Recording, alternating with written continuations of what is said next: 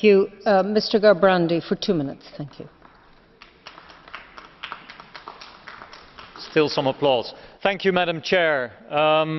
I must say I'm relieved that finally the EU can become partner of the CITES conference. And how important that is, I witnessed myself a few years ago when I was part of the Parliament's delegation to the CITES conference in Doha.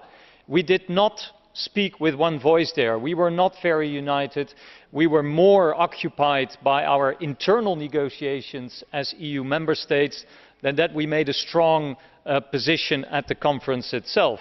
So I'm very relieved that we finally become a partner here. Another thing I would like to address here, the Commissioner already mentioned, and many of my colleagues, the importance of the fight against wildlife trafficking. That is something that should be done with CITES. But of course, and the Commission knows this, it should be something done much more strongly also within the EU.